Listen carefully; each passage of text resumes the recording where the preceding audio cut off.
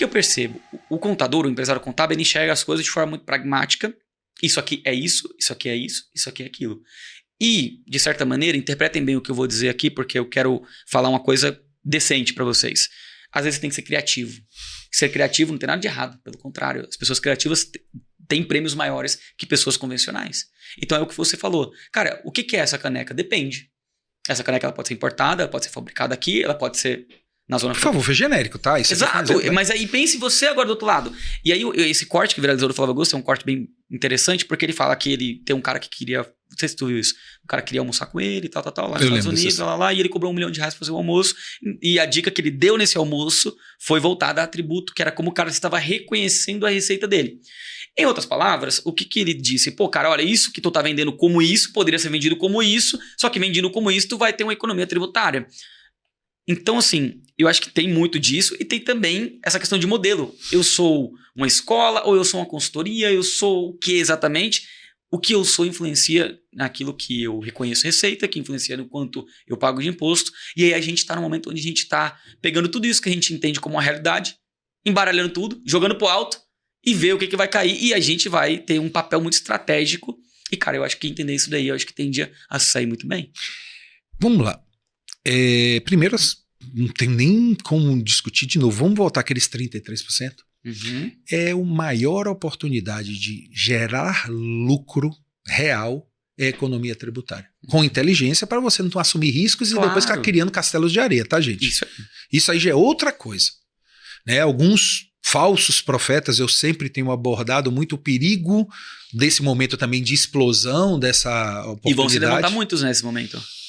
Tem já surgido com muita frequência falsos profetas ou pessoas que me perdoem, eu vou dizer que são dois tipos, né? Uhum. O temerário e o mal intencionado. Uhum. O temerário, ele quer surfar a onda, ele só não detém o conhecimento, mas ele não é uma pessoa que está agindo de má fé. Ele faz merda, ele prejudica o mercado, prejudica aquele empresário, mas ele está muito mais, até por uma inocência, entre aspas. Porque não deixa de ser ele uma ganância, enfim. Interessante. Mas existe no meio do caminho o cara que está fazendo atos propositais, né? E ele está preocupado em tirar o dinheiro dele e deixar a bomba estourar lá. Essas pessoas, e isso aí é uma interpretação do professor Ives Gandra, tá? Que cita numa frase célere dele algo parecido nessa do universo tributário, e eu estou falando de algo de mais de 50 anos de existência, para você ver, né, que não é atual. Cara, a gente tem que parar de tentação e precisa entender muitas vezes do negócio ser muito objetivo.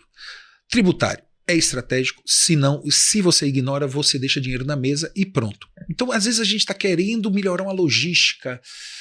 Cara, futuca no tributário, mas investe de verdade. Eu tenho exemplos, Matheus, dentro da minha carreira, e eu falo assim que não é de hoje. Eu vejo histórias, que eu falo que são alunos que me contaram histórias, daqui a pouco um deles está aqui me assistindo, né? Do exemplo, a gente fica sempre pensando em hoje, oportunidade tributária. Ok, um rearranjo, um reconhecimento de receita, não tenha nenhuma dúvida. Dependendo do seu nível de patrimônio, colocar até uma operação no exterior, existem condições, mas isso também tem custo. Então você tem que ponderar, sair das modinhas e entrar naquilo dentro da realidade. Mas vou dar um exemplo um pouco besta. A BSSP, em algum momento, na época mais focada no presencial, a gente tinha aula e tinha chegado em 66 cidades diferentes. No final, a gente tinha um custo com passagem aérea monstruoso, né? E aí teve um lance que aparecia lá no custo, RAV, remuneração da agente de viagem, 7%. Que era o que a empresa aérea pagava por. Aí eu perguntei para ele, mas o que é isso aqui? Isso aqui só pode ser pago por agente de viagem. Eu digo, e é? Aí a vontade que eu tive era o quê? Ficar sócio, abrir uma agência de viagem. O que é que eu preciso abrir uma agência de viagem? Porque eu ia ganhar 7% em cima do meu... Eu já tinha a demanda, que era mais importante. Então, repare, eu cheguei, era uma discussão se a conta fechava, né? Obviamente, se o meu volume valeria a pena, eu tenho uma agência própria para competir. Mas eu já tinha ali, uma receita de 7% em cima das minhas passagens aéreas, porque isso é do mercado. Na época de... Eu estou falando, obviamente, de um passadinho ali para trás. Mas eu vou pegar um exemplo muito legal.